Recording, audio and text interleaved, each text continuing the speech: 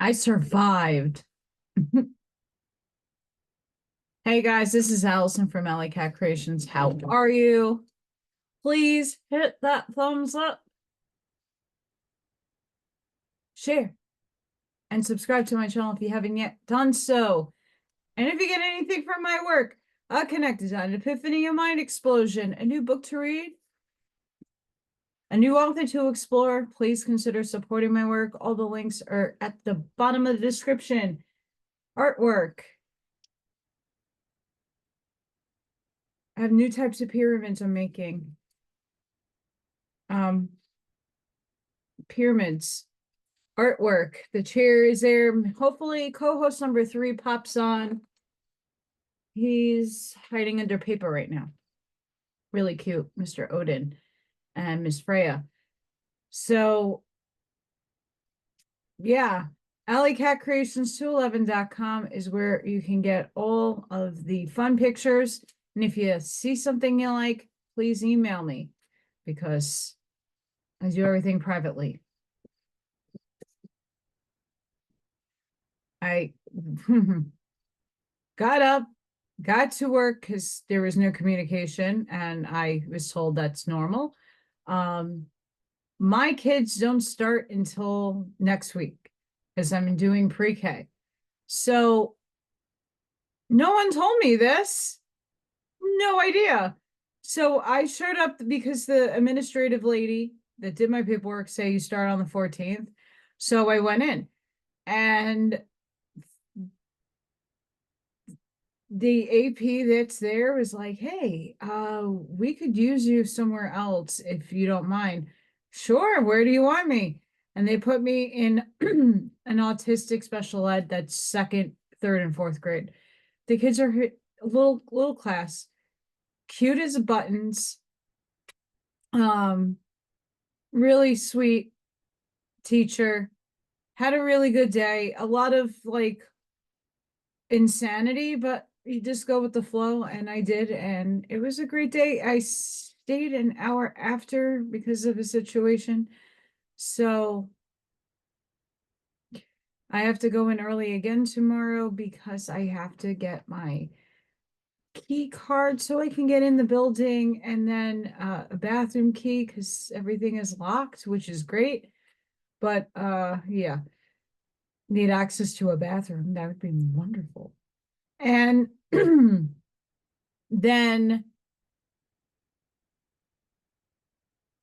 I got a laptop, and there's a whole bunch of stuff I have to do tomorrow morning. So, but I'm still going to get readings in because I'm going to try this out. I'm rather tired today, but it doesn't matter. Paper 75, The Default of Adam and Eve. After more than 100 years of effort on Urantia, Adam was able to see very little progress outside the garden. The world at large did not seem to be improving much. The realization of race betterment appeared to be a long way off, and the situation seemed so desperate as to demand something for relief not embraced in the original plans. At least that is what often passed through Adam's mind, and he so expressed himself many ways to Eve.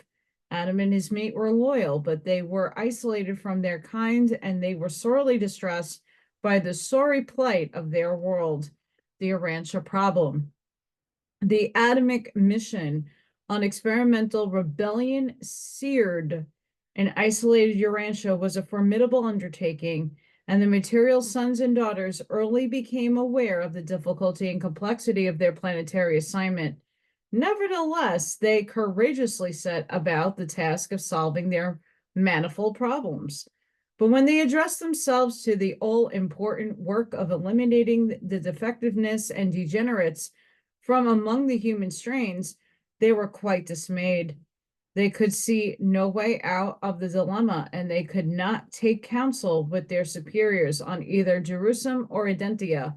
Here they were, isolated and day by day confronted with some new and complicated tangle, some problem that seemed to be unresolvable.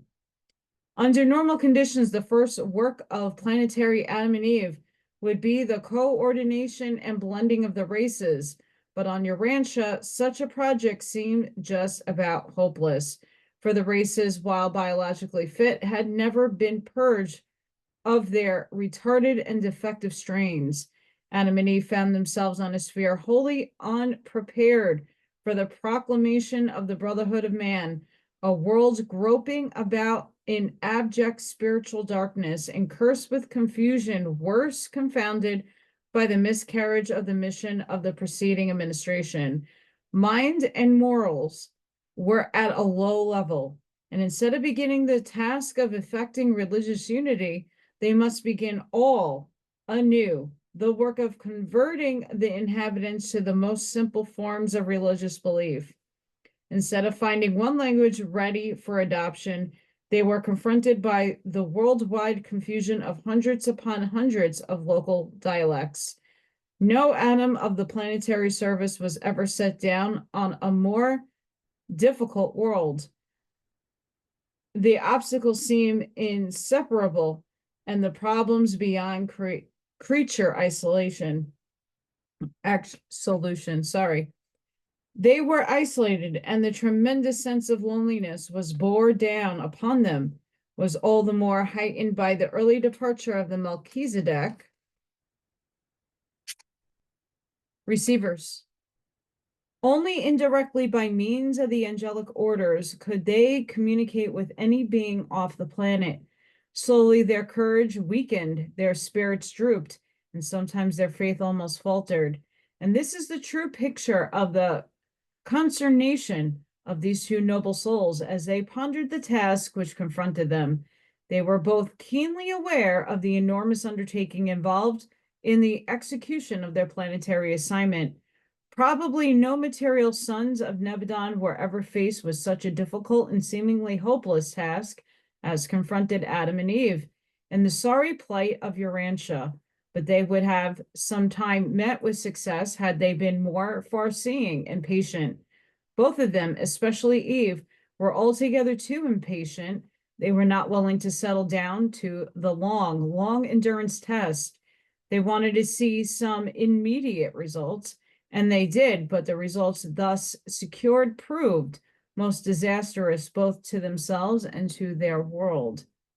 Caligassia's plight.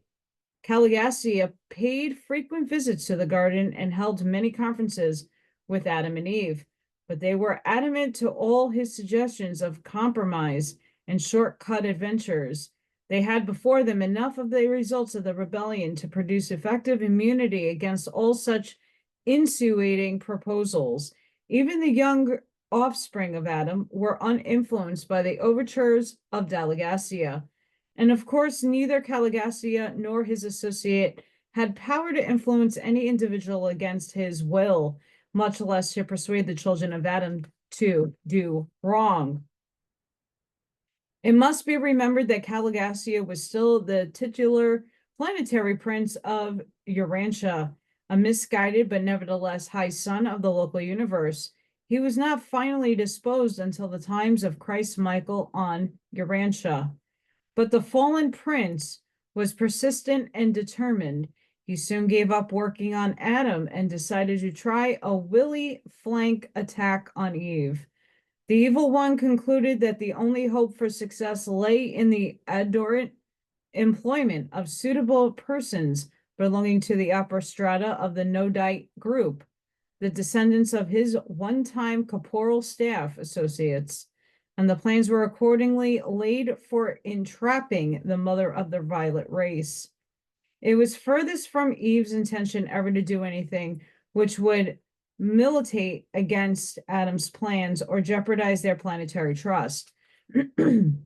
Knowing the tendency of women to look upon immediate results rather than to plan foresightedly for more remote effects, the Melchizedeks, before departing, had especially enjoined Eve as to the peculiar dangers besetting their isolated position on the planet, and had in particular warned her never to stray from the side of her mate, that is, to attempt no personal or secret methods of furthering their mutual undertakings. Eve had most scrupulously carried out these instructions for more than 100 years, and it did not occur to her that any danger would attach to the increasingly private and confidential sorry guys, visits she was enjoying with a certain Nodite leader named Sarapatia. The whole affair developed so gradually and naturally that she was taken unawares. The garden dwellers had been in contact with the Nodites since the early days of Eden. From these mixed descendants of the defaulting members of Caligacia's staff, they had received much valuable help and cooperation, and through them the Edenic regime was now to meet in complete undoing and final overthrow. The temptation of Eve. Adam had just finished his first 100 years on earth when Sarapatia, upon the death of his father, came to the leadership of the Western or Syrian Confederation of the Nodite tribes. Sarapatia was a brown-tinted man, the brilliant descendant of the one-time chief of Dalamatria, commissioned on health, mated with one of the master females, minds of the blue race of those distant days. All down through the ages, this line held authority and wielded a great influence among the Western Nodite tribes. Sarapatia had made several visits to the garden and had become deeply impressed with the righteousness of Adam's cause. And shortly after assuming the leadership of the Syrian Nodites, he announced his intention of establishing an affiliation with the work of Adam and Eve in the garden. The majority of his people joined him in this program, and Adam was cheered by the news that the most powerful and most intelligent of all the neighboring tribes had swung over almost bodily to the support of the program for the world improvement. It was decidedly heartening. And shortly after the great event, Sarapatia and his new staff were entertained by Adam and Eve in their own home. Sarapatia became one of the most able and efficient of all of Adam's lieutenants. He was entirely honest and thoroughly sincere in all of his activities. He was never conscious, even later on, that he was being used as a circumstantial tool of the wily Caligacia. Presently, Sarapatia became the associate chairman of the Edenic Commission on Tribal Relations, and many plans were laid for the more vigorous prosecution of the work of winning the remote tribes to the cause of the garden. He held many conferences with Adam and Eve, especially with Eve, and they talked over many plans for improving their methods. One day during a talk with Eve, it occurred to Sarapatia that it would be very helpful if, while awaiting the recruiting of a large number of violet race, something could be done in the meantime immediately to advance the needy waiting tribes. Sarapatia contended that if the Nodites, as the most progressive and cooperative race, could have a leader born to them of part origin in the violet stock, it would constitute a powerful tie binding these people more closely to the garden. And all of this was soberly and honestly considered to be for the good of the world, since this child, to be reared and educated in the garden, would exert a great influence for good over his father's people. It should again be emphasized that Sarapatia was altogether honest and wholly sincere in all that he proposed. He never once suspected that he was playing into the hands of Caligacia and Dalgacia. Sarapatia was entirely loyal to the plan of building up a strong reserve of the violet race before attempting the worldwide upsetting of the confused peoples of Urantia. But this would require hundreds of years to consummate, and he was impatient. He wanted to see more immediate results, something in his own lifetime. He made it clear to Adam and Eve was oftentimes discouraged by the little that they had been accomplished towards uplifting the world. For more than 5 years, these plans were secretly matured. At last, they had developed to the point where Eve consented to have a secret conference with Cano, the most brilliant mind and active leader of the nearby colony of friendly Nodites. Cano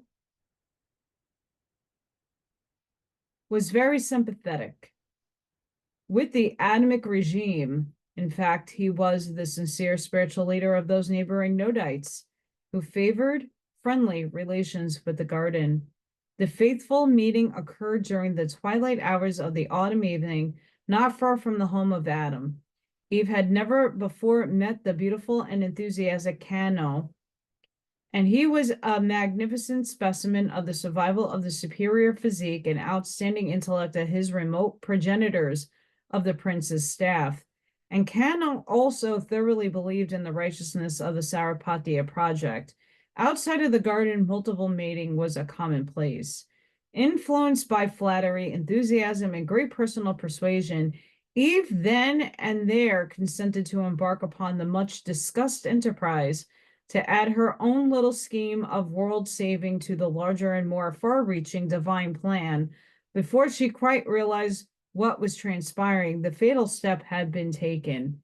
It was done.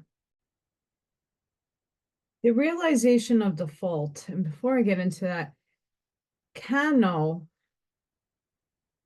I've read in a few books. I don't have them anymore. Could be a demonic name, a principality, a minor one. I know it shows up in, I want to say, Emily Rose, The Exorcism, where Cano was one of the 7 that was possessing her. Now, it was a movie based on some truth, so I'm not 100% sure, but I know when I read that name, it rang alarm bells in my mind. The celestial life of the planet was austere. Adam recognized that something was wrong, and he asked Eve to come aside with him in the garden. And now, for the first time, Adam heard the entire story of the long-nourished plan for accelerating world improvement by operating simultaneously in 2 directions: the prosecution of the divine plan concomitantly with the execution of Saripatya enterprise. And as the material son and daughter thus communed in the moonlight garden, the voice in the garden reproved them for disobedience. And that voice was none other than my own announcement to the Edenic pair that they had transgressed the garden covenant, that they had disobeyed the instructions of the Melchizedeks, that they have defaulted in the execution of their oaths of trust to the sovereign of the universe. Eve had consented to participate in the practice of good and evil. Good is the carrying out of the divine plan. Sin is a deliberate transgression of the divine will. Evil is a misadaptation of plans and the maladjustment of techniques, resulting in universe disharmony and planetary confusion. Every time the garden pair had partaken of the fruit of the tree of life, they had been warned by the archangel custodian to refrain from yielding to the suggestions of Caligastia to combine good and evil. They had been thus admonished. And the day that you commingly good and evil, you shall surely become as mortals and of the realm, you shall surely die. Eve had told Cano of this often repeated warning on the fateful occasion of their secret meeting, but Cano, not knowing the import or significance of such admirations, had assured her that men and women with good motives and true intentions could do no evil, that she should surely not die, but rather live anew in a person of their offspring who would grow up to bless and stabilize the world. Even though this project of modifying the divine plan had been conceived and executed with entire sincerity and with only the highest motives concerning the welfare of the world, it constituted evil because it represented the wrong way to achieve righteous ends, because it departed from the right way, the divine plan. So much to say about this. True, Eve had found Cano pleasant to the eyes, and she realized that her seducer promised, by way of new and increased knowledge of human affairs and quickened understanding of human nature, as supplemental to the comprehension of the Adamic nature. I talked to the father and mother of the violet race that night in the garden, as became my duty under the sorrowful circumstances. I listened fully to the recital of all that led up to the default of Mother Eve and gave both of them advice and counsel concerning the immediate situation. Some of this advice they followed, some they disregarded. This conference appears in your records as Lord God calling to Adam and Eve in the garden and asking, "Where are you?" It was the practice of later generations to attribute everything unusual and extraordinary, whether natural or spiritual, directly to the personal inventions of the gods. Repercussions of default. Eve's disillusionment was truly pathetic. Adam discerned the whole predicament, and while heartbroken and dejected, entertained only pity and sympathy for his erring mate. It was in this despair of the realization of failure that Adam, the day after Eve's misstep, sought out Lotia, the brilliant Nodite woman who had Western schools of the garden, the head of the Western schools of the garden, and was premeditation committed the folly of Eve. But do not misunderstand, Adam was not beguiled. He knew exactly what he was about. He deliberately chose to share the fate of Eve. He loved his mate with a supermortal affection, and the thought of the possibility of a lonely vigil on Urantia without her was more than he could endure.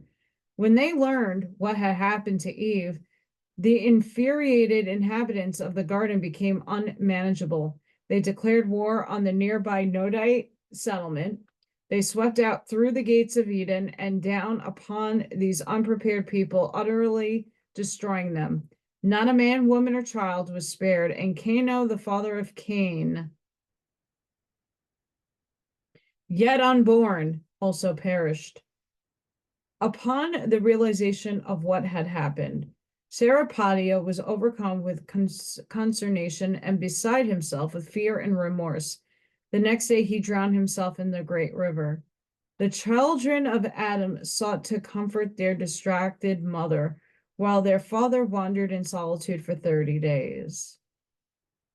At the end of that time, judgment asserted itself, and Adam returned to his home and began to plan for the future course of action. The consequences of the follies of misguided parents are so often shared by their innocent children. The upright and noble sons and daughters of Adam and Eve were overwhelmed by the inexplicable sorrow of the unbelievable tragedy which had been so suddenly and ruthlessly thrust upon them. Not in 50 years had the older of these children recovered from the sorrow and sadness of those tragic days, especially the terror of that period of 30 days during which their father was absent from the home, while their distracted mother was in complete ignorance of his whereabouts or fate. And those same 30 days were as long years of sorrow and suffering to Eve.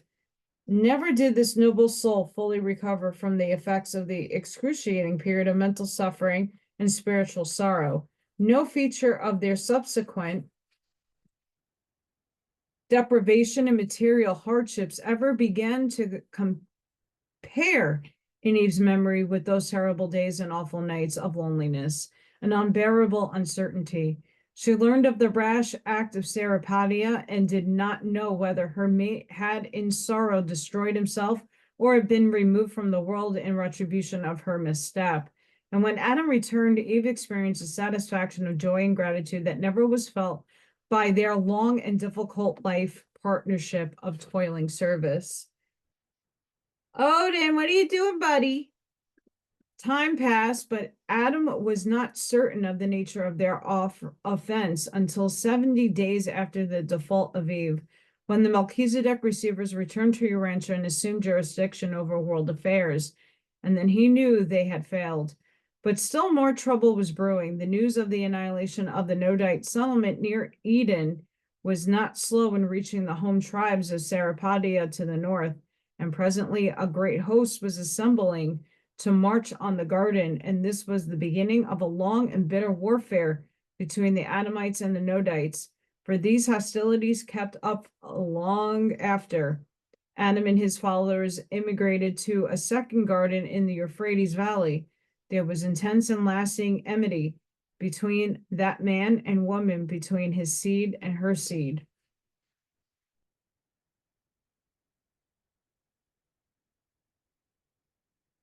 My cat's like the window that's right behind my computer.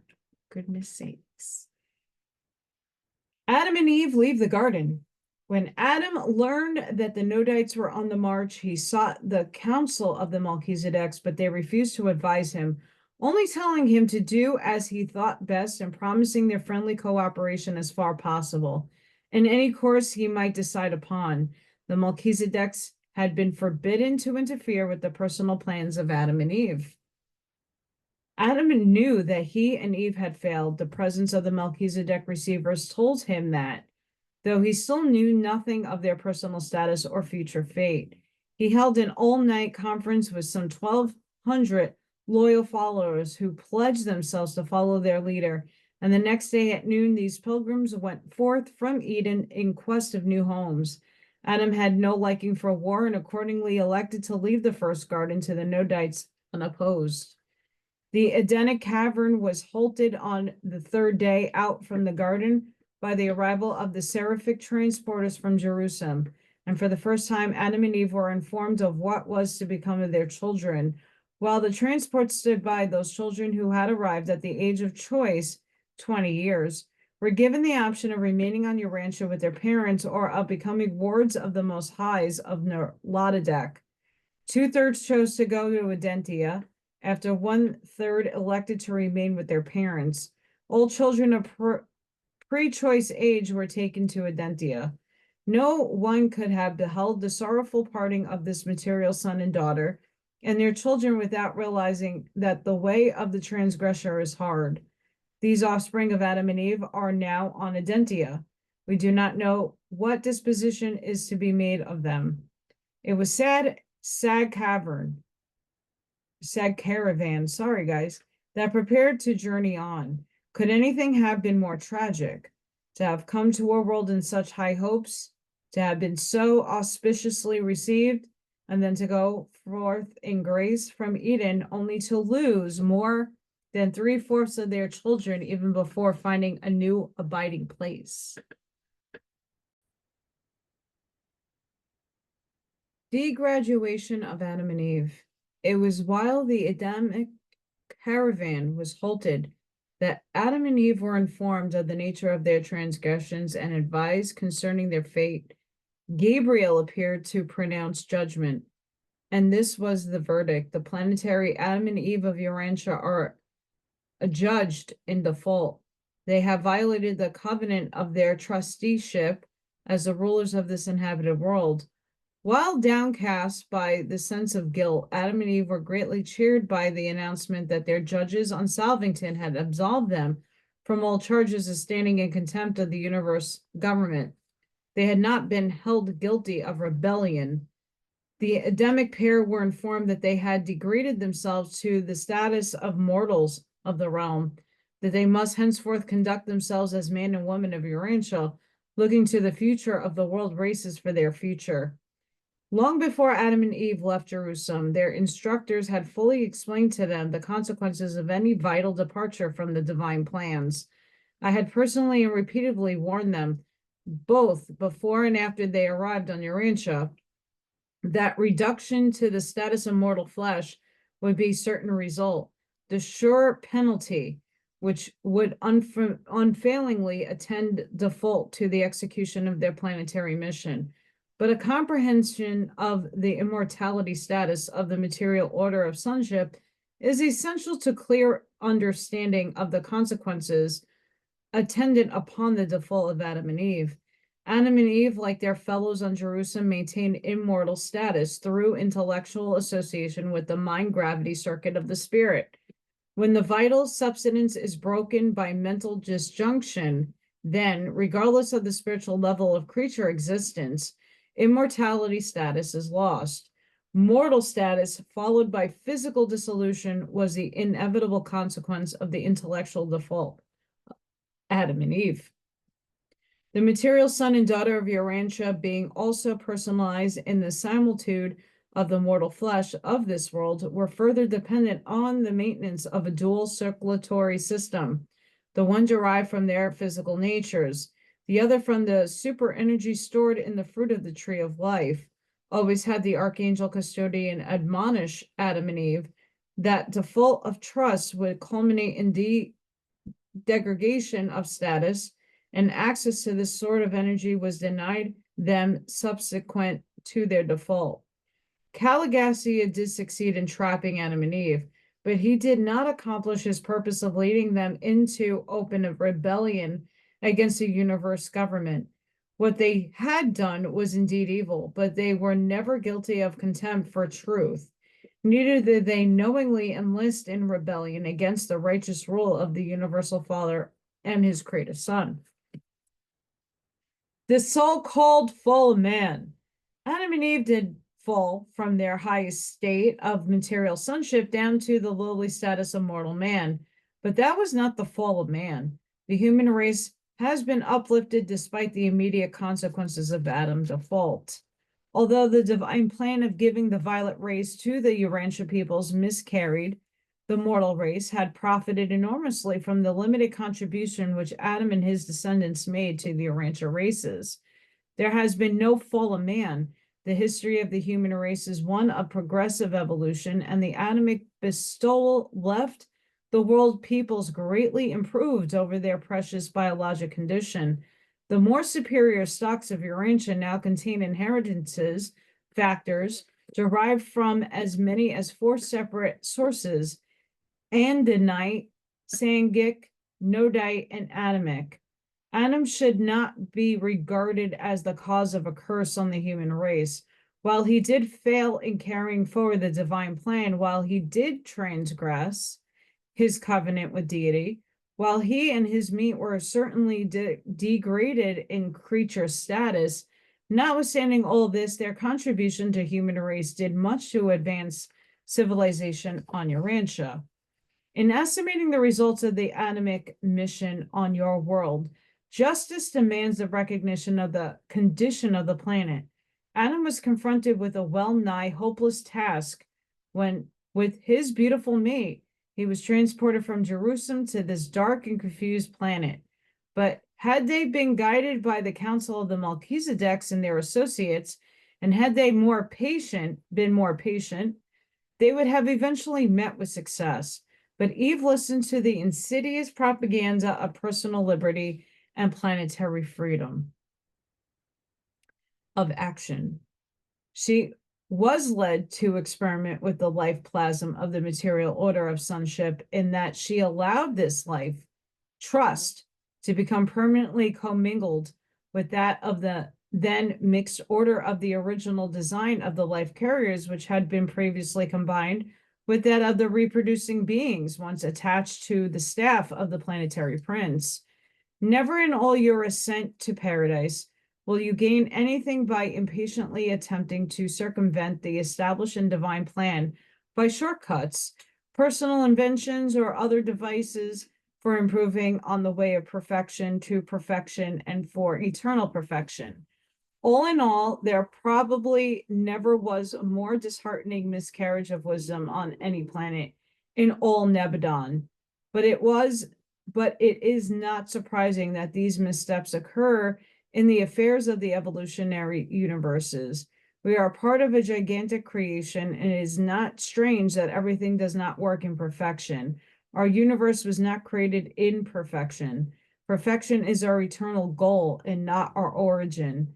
If this was a mechanistic universe, if the first great source and center were only a force and not also a personality, if all creation was a vast aggregation of physical matter dominated by precise laws characterized by unvarying energy actions, then might perfection obtain, even despite the incompleteness of universe status. There would be no disagreement, there would be no fiction. But in our evolving universe of relative perfection and imperfection, we rejoice that disagreement and misunderstanding are possible. Thereby is evidence that the fact and the act of personality in the universe And if our creation is an existence dominated by personality, then can you be assured of the possibilities of personality survival, advancement, and achievement? We can be confident of personal growth, experience, and adventure. What a glorious universe in that it is personal and progressive, not merely mechanical or passively perfect. Presented by Solina, the seraphic voice of the garden. Very interesting read. Very interesting, to say the least. I hope all of you have a fantastic rest of your week. Sending each and every one of you love, light, compassion, grace, shielding, and protective energy. Please go within. Be the shoulder. Be the lighthouse. Seed your truths. And I hope to see you on the next one. Thank you to everybody who has been liking, sharing, subscribing, who has been helping me out in big ways. Thank you, thank you, thank you. I can't tell you guys enough how much I appreciate all the help. Hopefully I can keep this schedule up. Hopefully that I get home earlier and decompress and shower and get my, self all in balance to do readings and all the other stuff that I do. So guys, thank you so much. I really appreciate it. Thank you for the support, and I hope to see you guys on the next one. Bye for now.